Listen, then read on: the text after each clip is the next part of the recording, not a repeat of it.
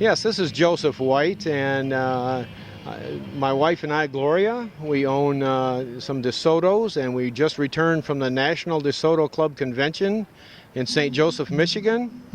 And there in attendance were 62 DeSotos from 1929, the first year of manufacture, to the final year of 1961. And it was a very interesting show, and the spectators really enjoyed it down there. It was a free admission at Lake Bluff Park, and my wife and I, we received a couple trophies. We actually own 13 of these cars, with 8 of them actually that could be roadworthy, and others are in numerous parts of reconstruction.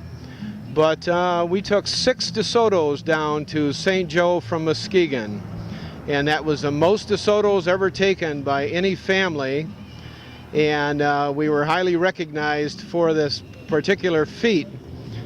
It was only a 100-mile trip one way, but to take 6 cars that are in excess of 50 years old and not have any mechanical failures whatsoever, we were quite happy with that. And our fellow members of the club, we had all of our DeSotos lined up, and it was quite amazing to see all these cars appear and then drive down to the show. It was quite fantastic. Well, I'm going to pass the mic to my wife Gloria here just for a few minutes and let her talk a little bit about her 1955 Fire Dome 4-door sedan. Hello. It was the 24th convention this year, and this is my 1955 DeSoto. I bought it in 2003. When we bought it, it wasn't in running condition. The engine was all seized up, and it was looking pretty rough. But within 2 days, my husband had it driving around Lowe's parking lot, and we've been working on it. And this year, it just happened to take the 4th place for my year division cars, 55 through 56, which I was pretty excited about. And this was my first national DeSoto trophy. Okay, my particular car is a 1957 Fire Dome 4-door hardtop Sportsman. They only made 9,050 of these particular cars. This one I purchased in California in April of 1979, and it was actually driven from Southern California to Tucson, Arizona, from Tucson, Arizona to Abilene, Texas, and my brother and I tow-barred this car from Abilene, Texas to Muskegon. And quite the sights and the comments we got, the thumbs up, towing this car back.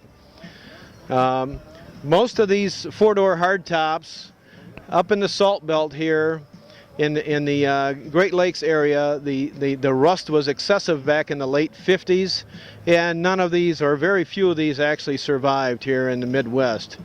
So we're quite happy to have this particular car, and when we take it somewhere, we always get good responses from everyone about the conditions of these cars. They have been worked on some, body work a little bit, and paint job, and some engine repair, but they are very good running automobiles. They have the early DeSoto Hemi engines that were built from 1952 through 1957, which was different than the Chrysler Hemi as well as the Dodge Hemi. All 3 of them Hemi engines were different, and very few parts are interchangeable with the 3. But we're very, very happy to have these DeSotos and show them off to everyone at the car shows, and just very, very proud of them.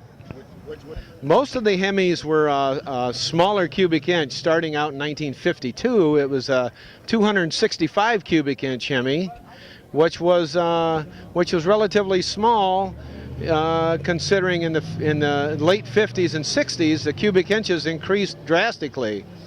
But they went from the 265 up to the 345 cubic inch in the 1957 Adventure with two 4-barrel carburetors. And that was the very first production car to have the exact same cubic inch, 2 horsepower, carbureted car. And even though the Chevrolet Corvette had 283 cubic inches and 283 horsepower, it happened to be fuel injected, where the DeSoto was carbureted. And a lot of people don't know that, but that is a true fact.